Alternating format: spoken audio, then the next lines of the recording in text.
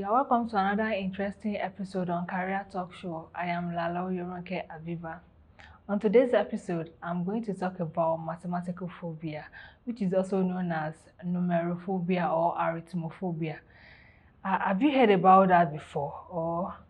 But before I go into details, let's talk about phobia first. What is phobia? Phobia is a form of anxiety disorder, which simply means it is a fear caused by specific objects or situations or events, maybe a particular situation or event. And we have three main categories of phobia. One, the specific phobia, which is also known as simple phobia. This is a type of phobia that is caused by a specific object, as I said before. The second one is social phobia. This social phobia is caused, it's an extreme anxiety. The second one is social phobia. This social phobia is caused by extreme anxiety in the public situation or social gathering. And the third one is agoraphobia, which means fear of being alone. We have different types of phobia, but I'm going to mention the common ones we experience on a daily basis. E.g., we have cynophobia, which means fear of dog. We have astrophobia, fear of thunder and strike. We have arachnophobia, fear of spider. We have achlophobia, fear of darkness. We have hydrophobia, fear of water. We have hemophobia, fear of blood. We have aerophobia, fear of light. We have zoophobia, fear of animals, and so on and so forth.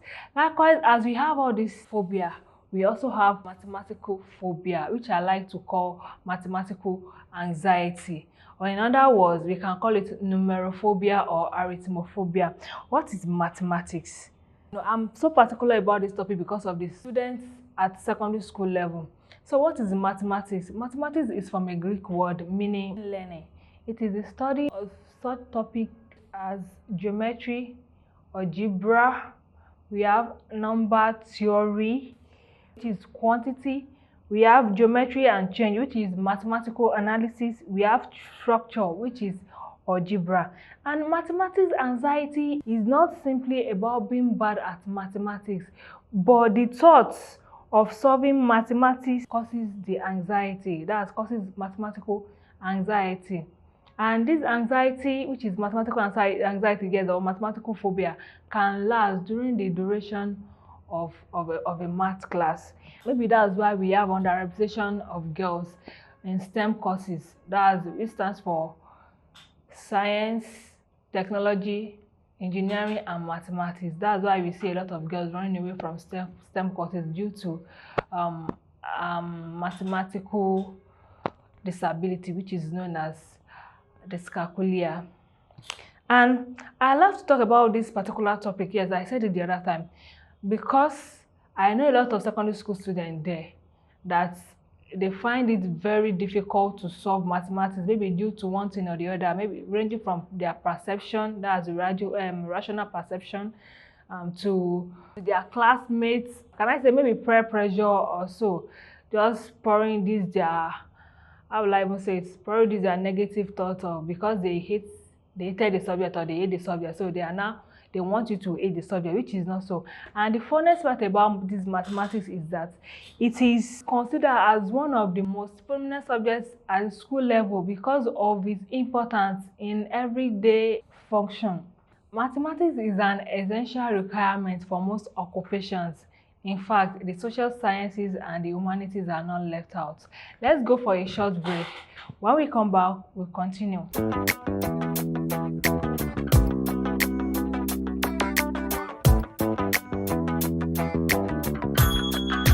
There are two main types of mathematical anxiety, which I would love to call arithmophobia or numerophobia.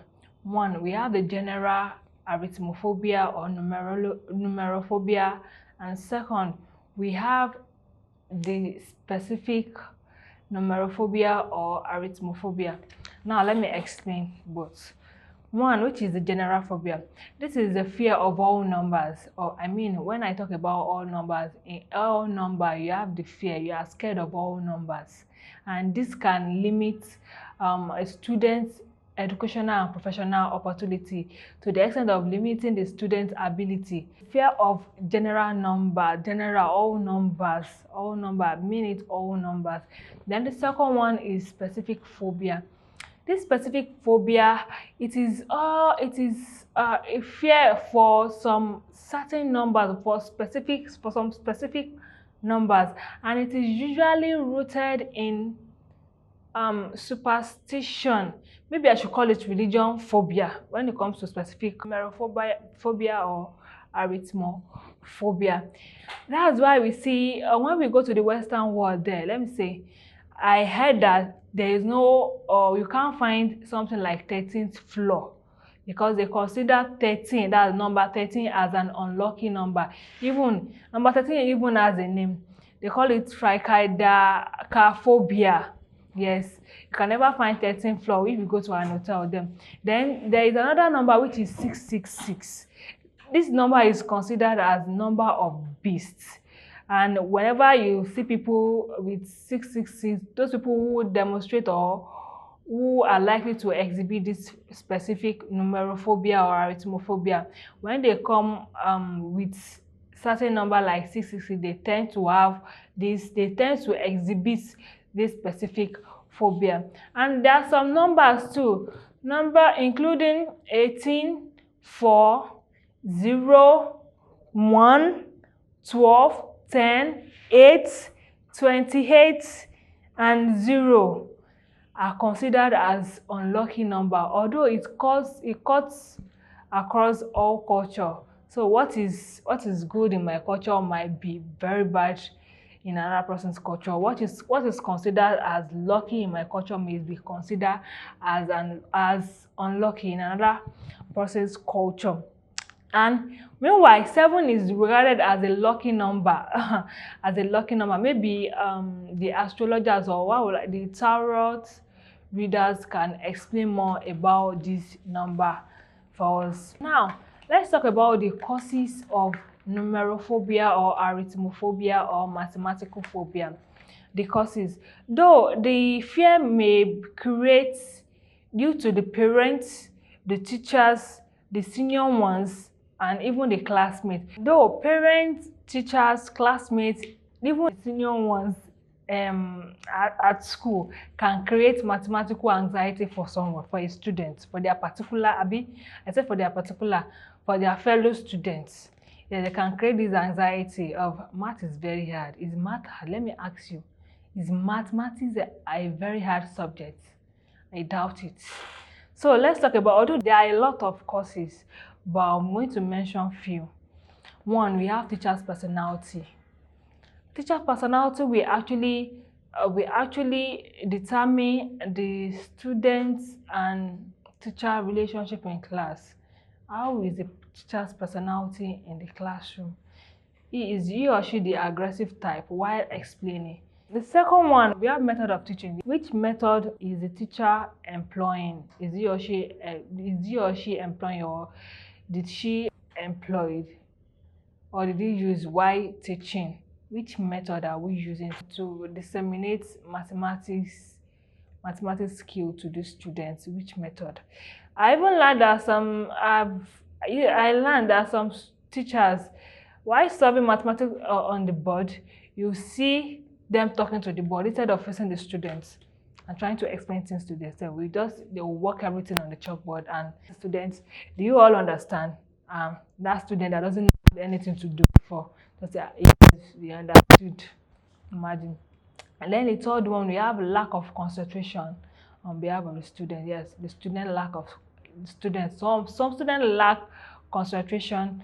Some even lack. They don't even have study timetable at all, or not to even talk of study habits. Then we have low self-esteem. Also we have negative attitude and perception. This irrational and illogical belief that math is a very hard subject, and I can't pass it. Who told you can't pass math? Yes, I mean, I can. No, if you can't, I can, and I believe everybody can.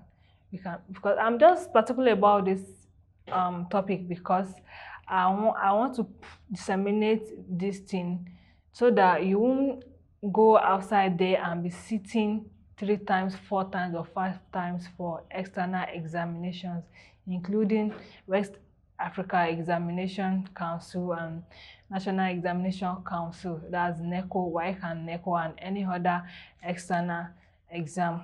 And lastly, I have mathematics learning difficulty or disability here, which is also known as dyscalculia. So then what are the ways to overcome this mathematical anxiety?